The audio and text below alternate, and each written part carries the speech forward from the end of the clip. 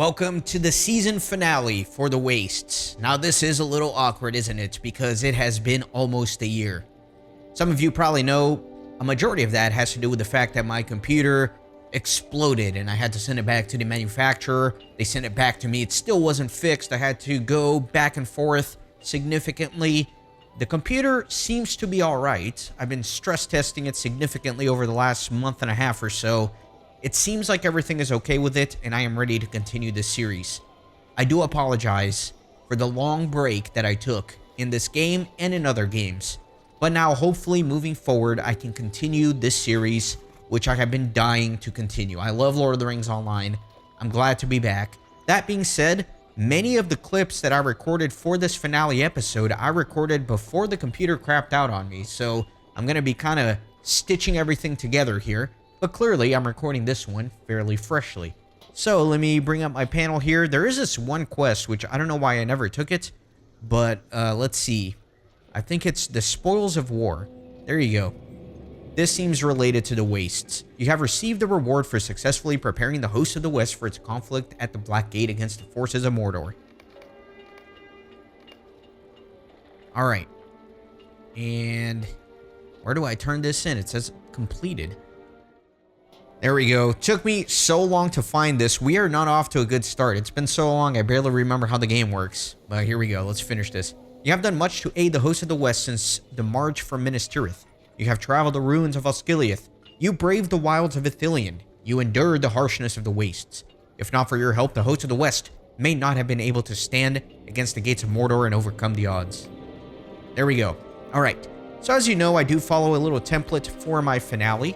And I am going to be going into the new season with a brand new title. I'm going to be going with Rabble-Rouser, okay? Because I know I've caused a lot of chaos in the series. So it felt a little bit appropriate. In terms of gear, I did upgrade stuff. Most notably, you may have noticed my weapon. I updated my legendary weapon. I am now using a spear. Now, there are two main issues here with this. Number one, I had not been reforging my legendary weapon. So essentially, all of the things that I had equipped on it were under level and were essentially not being utilized because once you level past the max level, you gain no benefit from it. So I was basically swinging around a wooden stick, which is kind of crazy to think about. I've been playing this game since closed beta and I was swinging around a legendary weapon that was basically not doing anything. It's stupid to think about. But anyway, everything is updated here. You can look at everything I have equipped, which is pretty nice. And you'll also notice that I upgraded from a club to a spear. Now, the reason I had the club initially is because hobbits gain a 5% damage boost to using clubs. So I thought, okay, free 5% damage. This idiot didn't consider the fact that wardens get a plus 7% to a spear. So the spear, not only does it do more damage, but also it is faster.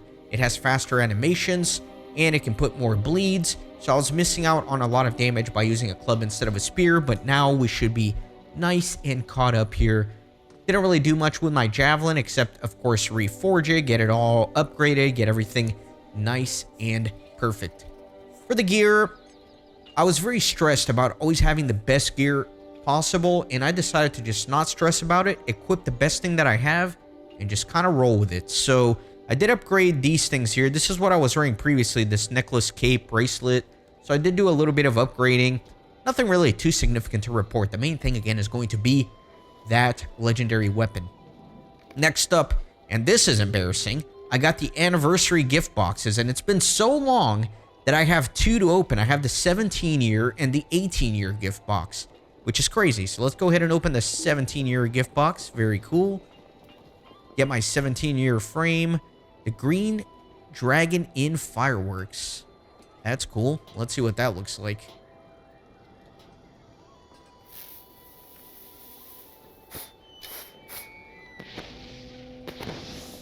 Very cool.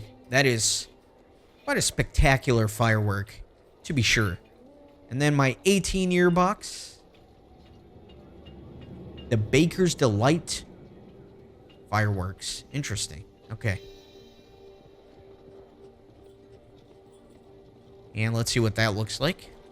That's interesting that that one's a skill instead of an item.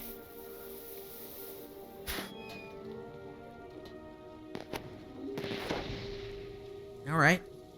Pretty festive, pretty festive. Let me change my frame here. Let's go with the 18-year frame. Man, that is starting to look fresh. That is pretty cool. All right, so we got that. We got that. Now, I have not been totally idle in the game. You may have seen me. You may have seen me over in Dol Amroth, over at the dummies, because I have been practicing like crazy. I figured if I'm going to come back to this game, I want to come back strong. I want to come back well. So let's talk about a few Warden-specific things, right? Let's look at my class traits. So there are a few things to point out here. So I got a lot of the standard stuff, and then I invested more into the yellow line. So I got my plus 10 melee damage. I got my plus 20 bleed damage. Essentially, these things are critical for a Warden. And then I have my tempered spear tips. That's going to give me more damage to that specific gambit line. And then physical mastery, always very important. Way of the Spear. And then Foe of the Darkness is essentially free damage. Aggravating Wounds for more dot damage, more dot critical chance. Lasting Impression for an extra pulse on some of my bleeds. It's all very good. Warden's Triumph, absolutely necessary, and Recklessness. Now, what I really want to talk about are some of the things in the yellow line which I have been underutilizing as a Warden when I should not have. So, light damage, that's just a passive, essentially. And then the buffs here for movement training, that doesn't do too much. But what I'm really wanting to show you is going to be Strong Foundations. Strong Foundations, you get Builder Mastery cooldown reduction. So all of these little things that help me build my gambit, they'll go on cooldown a little bit sooner. And I've realized that the most important aspect of playing a Warden is how fast can you build your gambits. And you may have noticed I kind of rearranged things here to make it a little bit easier for myself. So this is very helpful. Strong Foundations helps me build gambits faster. Suppression, outgoing damage debuff. Javelin of Deadly Force is great because it puts a debuff on enemies, which essentially lowers their physical mitigation by almost 5%. That's essentially free damage. The other thing that I have never used as a Warden before, and I should have been using this whole time, is this right here, Rapid Techniques. Rapid Techniques is on a 1 minute 30 second cooldown, but every time you hit it for 6 seconds, you can use all of your gambit builders without any cooldown. So again, it feeds into that theory of, as a Warden, your job is to build as many gambits as fast as possible, and that's certainly going to help me do that. Now, I want to kind of show off a few things that I've been practicing. So let's head on over to the Dol Amroth dummies. Alright, so we got some dummies here.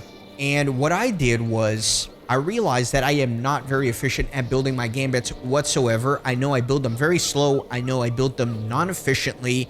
And I realized that for most of my gambits, I only utilize 2 and at best 3 ways to build those gambits. And outside of that, I'm kind of useless. So what I wanted to do is figure out how many ways can I actually build a gambit? What are different ways to build a gambit? And how can I best utilize that for my gameplay? One thing that I came to notice is that I have been underutilizing Quick Recovery. So Quick Recovery allows you to erase the last item on your gambit builder, right? So if I do Battle Preparation, for example, and I want to build Surety of Death or whatever, I can then hit Quick Recovery, and that removes the last one. That allows me to build things. So that is another way that you can utilize your gambit builder to be very quick, because these 3 basic attacks here, they take some time to execute, but the Quick Recovery is very fast. So sometimes if you need like a fist, for example, instead of just putting another fist like this, what may be faster is to do, for example, like a fist here, and then very quickly erase one of those fists. I hope I'm making sense. The other thing I did is, like the nerd that I am, I ran statistical analysis on how many ways can you actually build a gambit. Let's take Warden's Triumph, for example. I ran some statistics on this, and there are 145 different ways you can build that gambit. Isn't that insane? And that's why Warden is so cool. It's such a complex class. There are 145 unique ways that you can build just a single gambit. And I'll kind of try to show some of that here on the screen. It makes sense to me, but hopefully the little keys there make sense to you as well. So I came here to these dummies and I just practiced building gambits over and over again. And with the 145 ways of building Warden's Triumph, for example, did I memorize all of those ways? No, I did not. But I did practice a lot. And basically what I look at is what is available here on my gambit builders that's going to allow me to build this as fast as possible. So, for example, I can get in a rotation where I will just build Warden's Triumph over and over and over again in many different ways. And you can see here on my gambit builder as I build it as quickly as possible. And you'll see on my gambit builders here, once I get a few of these off, you'll see that most of them are going to be on cooldown, because the whole point of this is that I'm going to be using as many of these battle masteries as possible to build Warden's Triumph as quickly as possible. Likewise, I can also switch over to Desolation, and I can just build this infinitely in many different ways, like I have been practicing, to be as efficient as possible, to build things as quickly as possible.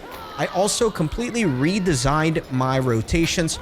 So for example, I have my single target DPS rotation that I do. I started doing adroit maneuver as well. That increases my attack speed, which is just excellent. You can see I am using my Warden techniques here to just build things super, super quickly. Surety of Death. Gonna do Brink of Victory. War Cry, Resounding Challenge, which is a difficult gambit because it can kind of aggro the whole room if you're not careful. Got my War Cry, Spear of Virtue, and I've just been practicing all of these rotations. Now, the other thing I have not been fully utilizing as a Warden, which is one of the biggest strengths of a Warden, is Cauterizing Steel.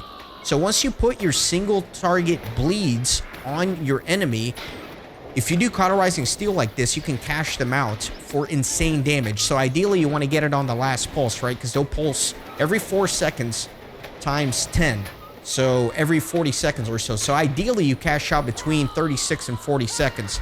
So I have been meaning to use more of my Cauterizing Steel, and I have been practicing that. And then I have maybe some healing rotations that I do as well. And then I can just heal if I need to. And I've really worked on using my quick recovery to build my gambits faster. And hopefully you can see how fast I am able to build these gambits now after all this practicing, which is very good. I can also go ahead and do, let's say like a AoE rotation, right? So for an AoE rotation, instead of starting with something like Unerring Strike, I would go into my Desolation. I would go into my Surety of Death line. I would always keep my Warden's Triumph up so I can get extra damage. I would also keep my Adroit Maneuver up. So all sorts of good stuff. The other thing is maybe my buffs rotation, right? If I want to get some of the buffs, I can go into something like Shield Mastery, Shield Tactics, and then why don't we build a Shield Up, and then Dance of War. We can do Ready Blade. So that's basically, I mean, that's kind of the whole thing. I've been practicing, and it's been pretty juicy, and it's been fun. So I hope you can appreciate that. Let's actually get into the meat of the episode, right? I've been rambling so much, but I just kind of wanted to show some of the work that I've been doing in between the episodes here. So the other thing that I do want to mention is, of course, since the last time I played, there was the server mergers, right, into the 64-bit client servers. So previously I was on Brandywine. Brandywine is no more. I have transferred my character, Kippen, over to Glamdring. So I am now on the Glamdring server, and I'm pretty excited about the merger. I think the 64-bit client is going to help not only the performance, but I think it kind of consolidated the fan base of the game into just singular servers, right? So I think it's going to be a lot more fun over here. I'm certainly excited about that. And with all that out of the way, let's actually get into this finally. All right, let's talk about some of the deeds here in the Waste. So of course, you got the meta deeds for Explorer, including the Forgotten Cache, Gathering Evil, Relics, Ruins of Gondor. I'll be showing all of those momentarily. And then for some of these are a lot of the instance-based deeds. So there were several instances here in the Waste, as you can recall, like the Tower of the Teeth and Skoironk and all that, and there are certain deeds within each of those. There are the quest meta deeds. Roving Threats, I did, of course. More meta deeds. And then all the Slayer deeds, which I will be showing. And then there's also of course, the specific deeds for the instances and the dungeons here, which there's really not much to show besides what was already shown in the episode, right? So, leaders beneath the hills, just defeating the bosses in those instances many times. That's essentially what it is. So let's get into it, shall we? The first exploration deed is Ruins of Gondor, to discover the ruins of old Gondorian settlements. The first landmark is Tham Durlan. You have discovered Tham Durlan, the ruins of a lost lookout tower.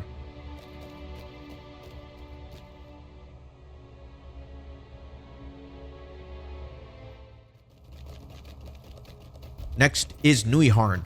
You have discovered Nuiharn, the ruins of a lost lookout tower.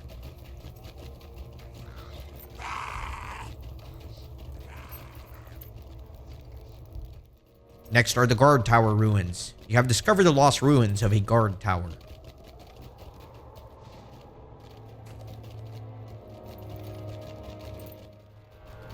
Next is the storehouse ruins. You have discovered the lost ruins of a storehouse.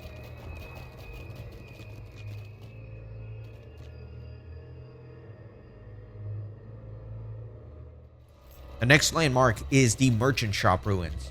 You have discovered the lost ruins of a merchant's shop.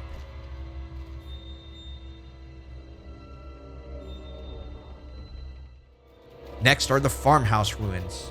You have discovered the lost ruins of a farmhouse.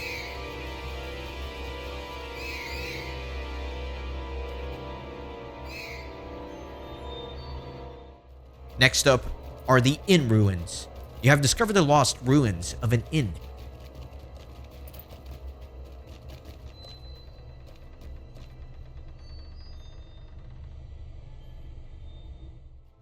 Next are the noble house ruins. You have discovered the lost ruins of a noble's house.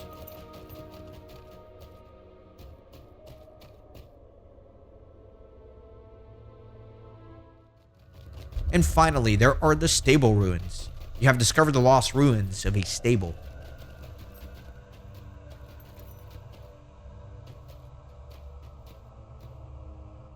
The next exploration deed is called Forgotten Caches, to find the forgotten ranger caches lost within the wastes. The first one is located at the Noble's House ruins. The ranger cache has been lost, forgotten, or perhaps even stolen. And Renaissance Gaming can never know if it's pronounced cache or cache, so sometimes he mixes it up and says both.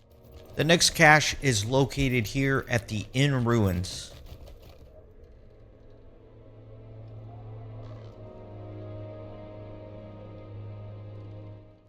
The next cache is located in the ruins here outside of Herondir.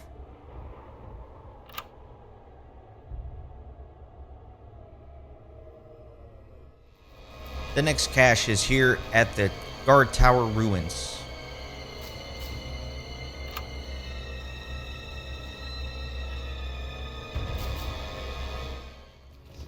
The next cache is here in Nuiham.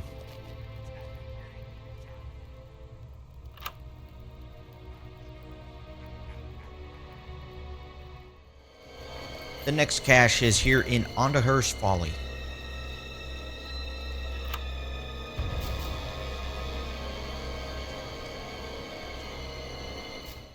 The next ranger cache is here in Dûm Boha. I found that it works to jump off the platform like you saw me do to catch this one.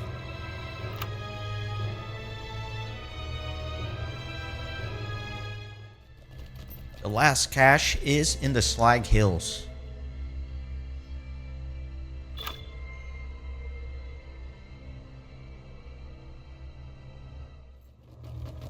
The next exploration deed is called Gathering Evil, to discover enemy encampments in the wastes. The first landmark is Karkost. You have discovered Karkost, the Fang Fort. It is one of the Towers of the Teeth.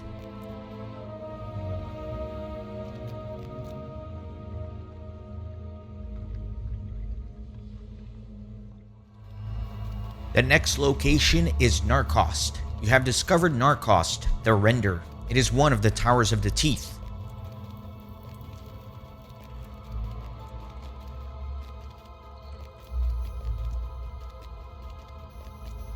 You cannot access this location from the overworld, so you have to come to the previous location, Karkost, Once you are inside the tower, you have to run west through the tunnel to the connecting Narcost. The next location is Dol Akhorn. You have discovered Dol Akhorn, the Hill of Vengeance. It was here that Kalimatar and Marwini met upon the field when they defeated the Wain Riders and slew their chief.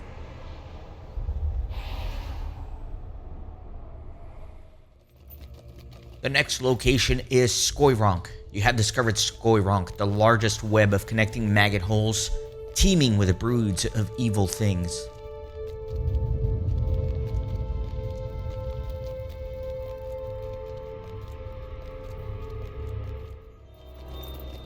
The next location is Dûm Boha. You have discovered Dûm Boha, an encampment of Haradrim hidden in the foothills of the Mountains of Shadow.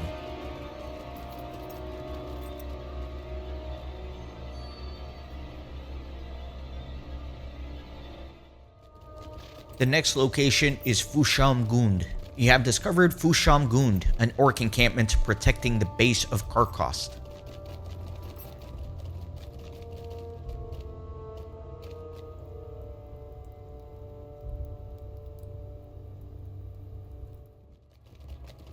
The next location is Lang Rhuven. You have discovered Lang Rhuven, known as Darvaz's Garb to the Kundalar. It is the gateway which leads into the distant Rune.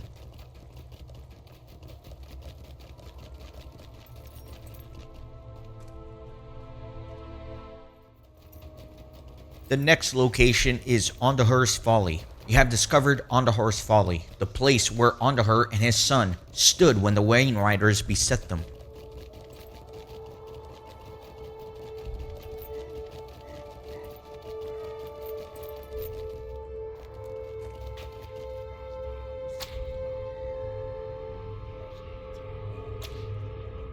The next exploration deed is called Relics of the Last Alliance, to find the forgotten relics of the Last Alliance. These relics have been lost and eroding in the wastes for many years. The first one is here in Ondoher's Folly, and it is the sword.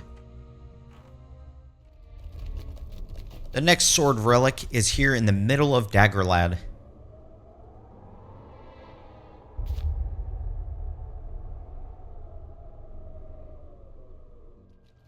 The next sword relic is here in the marshes north of Daggerlad.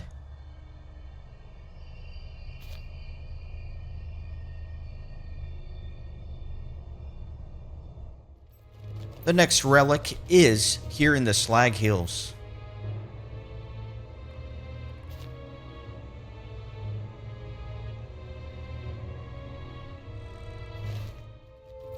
The next relic is here just outside of Dol Akhorn.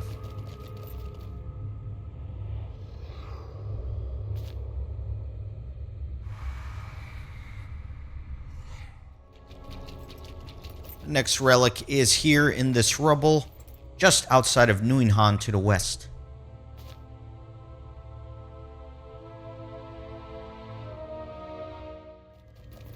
The next relic should be around here somewhere. I accidentally picked it up while I was questing during one of the episodes, so it's not showing up for me. But the coordinates for it are indeed 37 south and 9.2 west, so it should be around here somewhere. I just cannot see it since I previously picked it up. The final relic here is in the western reaches of the swamp.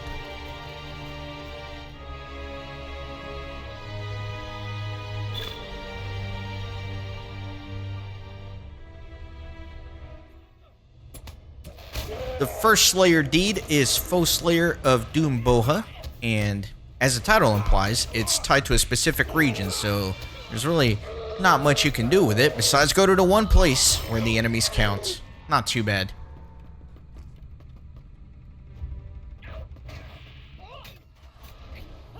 The next Slayer deed is Foe Slayer at Fushaum Gund, and again, this one is pretty straightforward. There's only one spot to do it at. Just round up those enemies and get them killed.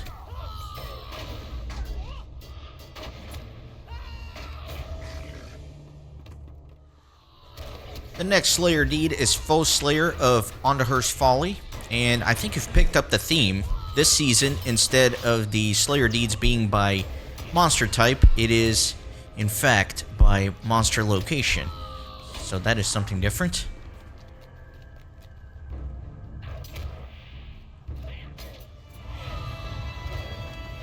The next Slayer deed is Foe Slayer of Skoironk. And this one is a little weird because if you're doing the daily repeatable instance for the crafting resources, the enemies do not count.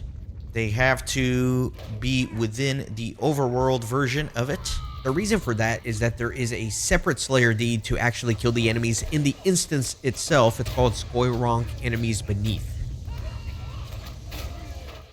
The next Slayer deed is Foe Slayer of the Towers of the Teeth, and similar to the Skoironk one, unfortunately if you're doing the daily resource instances, the enemies in there don't count, so you have to come to the Towers of the Teeth within the overworld version of it. Now the best advice here is to kill some of these lower enemies like the crawlers and the bats.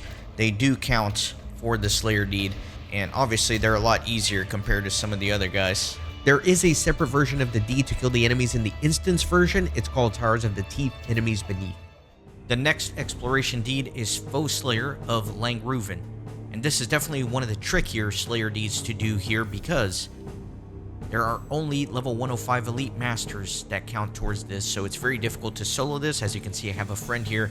Definitely appreciate him, Falagil. So you guys know the drill. Send him a little thanks. Send him a little thanks because this one takes a while. It's 200 for the regular deed and then 400 for the advanced version. So this one's quite a grind. Enjoy it.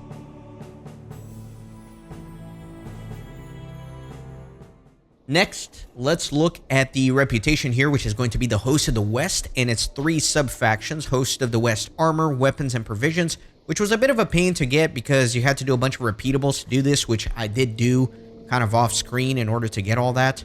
So yeah, got the Host of the West. In a bid to draw the attention of the Dark Lord away from the Ring-Bearer's quest, the armies of Gondor and Rohan have united behind Aragorn and now set out to make their stand before the Black Gate.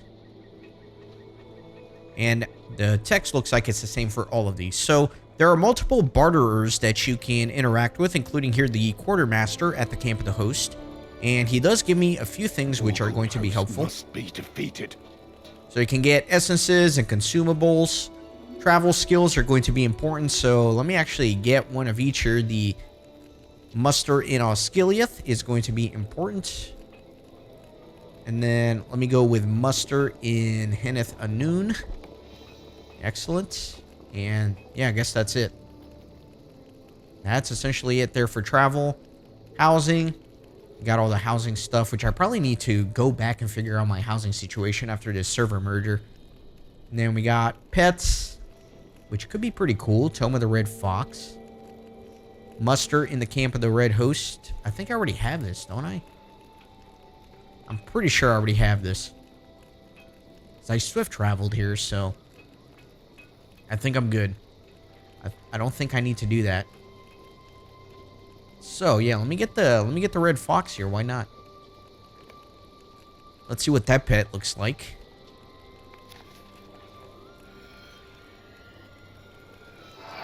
Let me kind of get rid of all of these from my quick bars. And there's my little fox. What did I get here? A deed. Fetching foxes. Cute little fella. Nice. Alright. Okay, so there are the specific armor, weapon, and provision, which I can get to. I believe they are down this way. And they should have more things for me to barter. Man, I am so excited to get back into this game. I can't believe it's been so long. But it is what it is. I can't take back the past. I can only focus on giving the content here now and in the future. Alright, so we got the Provisioner. The Rangers will not surrender Osgiliath. So let's see. So crafting. Then pets. Tome of the Helpful Hound. So I would have to collect more stuff, which is annoying. I don't want to collect more stuff, at least for now. Yeah, so I guess you can...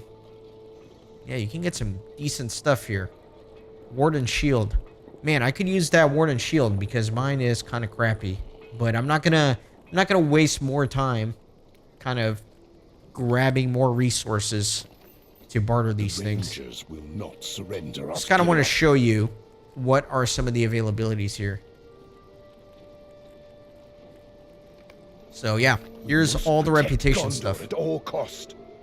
And I believe with that, with all of the reputation, I think that's it. I think that's it for this season. Again, I apologize. We're back in this. However, I have to apologize in advance again because just because I put this episode out doesn't mean that Lord of the Rings content is back on autopilot. Normally, I record a season and we'll have plenty of episodes, but the next, I don't even want to call it a season because it's not going to be a season. The next chunk of episodes, let's say, is going to be a little bit different. I am not going to be going into Mordor. I am going to be doing a cleanup session, meaning I am going to start at the beginning where I all started the game. So, Shire. And we're going to be doing every quest that I could not do at the time or that has been added since I've been there. Anything that I have not been able to do, I'm going to go back and clean up, right? Because this is a 100% playthrough, and I promised that. So I need to make sure I go back and do some of the things that I missed along the way. So I'm going to use the LOTRO companion to figure out everything that I'm missing in terms of quests and deeds. And I'm just going to hit every region up to this point in order until I clear out everything. And the first thing that I am going to be doing is actually a tricky one. It's going to be all the chicken session play quests in the Shire. And those can be very challenging because some of those quests can be up to like 6 hours long in one session. And if you fail it in the middle, you have to restart. So what I'm going to be doing for that is actually, I'm going to do some streaming. I'm going to stream my attempts for that. And then whenever I do complete it successfully, I'll edit that into an episode and put it out. So that's kind of the goal. And as you can imagine, with all that being the next step for the series, the next few episodes are going to be a little bit disorganized and they're not going to be as cleanly uploaded, if that makes sense. I can't guarantee a schedule. I just have to do my best to get the content done and then upload it when I have it out. I feel like I rambled so much in this episode, so I apologize about that. I'm glad to be back. I apologize for the long leave of absence. I'll see you guys on a stream, hopefully, a chicken stream, very soon. Thanks for stopping by the Renaissance Gaming Monastery. I hope you join our community on Discord and Twitter. These videos are produced with a lot of hard work and love. If you think they're worth $1, I'd be grateful for your contribution. You can send a thanks donation or become a member on YouTube. You can also support through PayPal, Patreon, or even with cryptocurrency. All links are in the description. See you on the next video.